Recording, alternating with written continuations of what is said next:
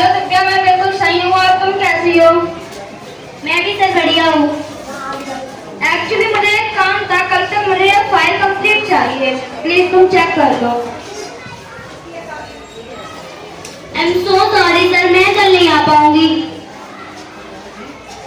लेकिन क्यों? पिछले हफ्ते तो तुमने छुट्टी ली थी, अब तुम्हें फिर छुट्टी चाहिए।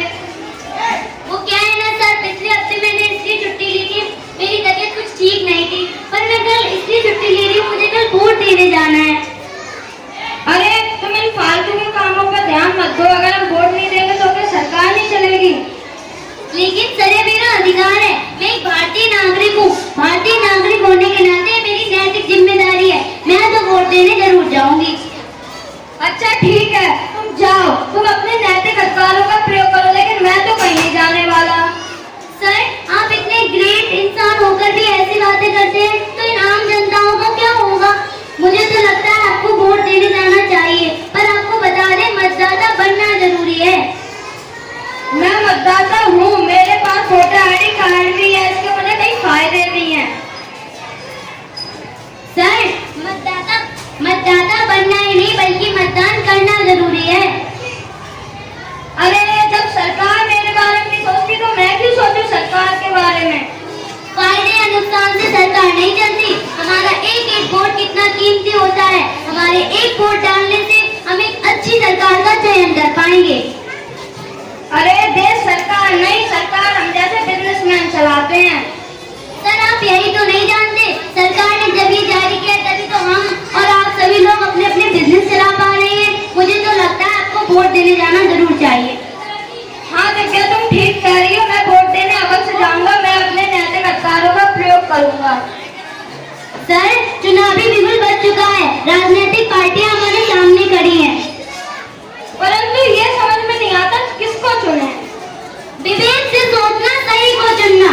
सुनो सभी को, सुनो सही को, सुनो सभी को, सुनो सही को, सुनो सभी को, सुनो सही को।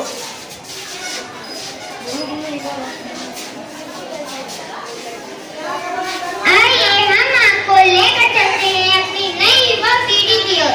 देखते हैं उनका क्या मानना है मतदान के बारे में।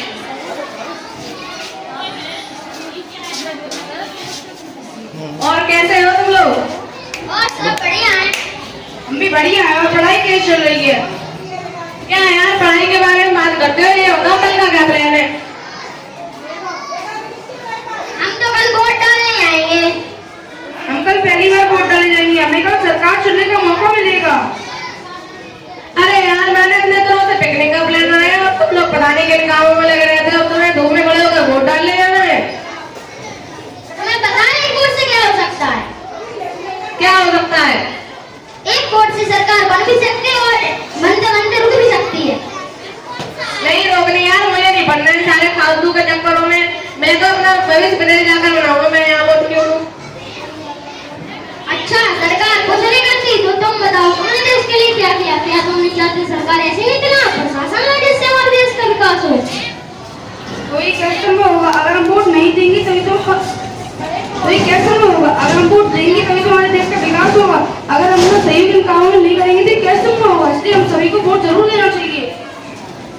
तुम लोग सही कह रहे हो। वास्तव में मुझे मतदान का असली मतलब नहीं पता था। मुझे मतदान का असली मतलब पता चल गया तो मैं वोट देने अवश्य जाऊंगा। इसी के साथ मेरी आप सबसे विनती है कि आप सब भी मतदान के लिए अवश्य दें तथा अपना सहयोग दें।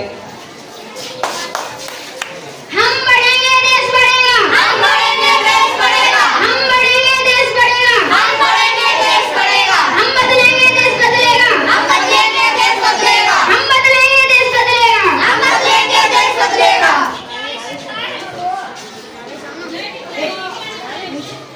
आइए हम लेकर चलते अपने श्रेष्ठ भारत के लिए ईमानदारी बिना किसी भेदभाव के मतदान करने की शपथ लेते हैं।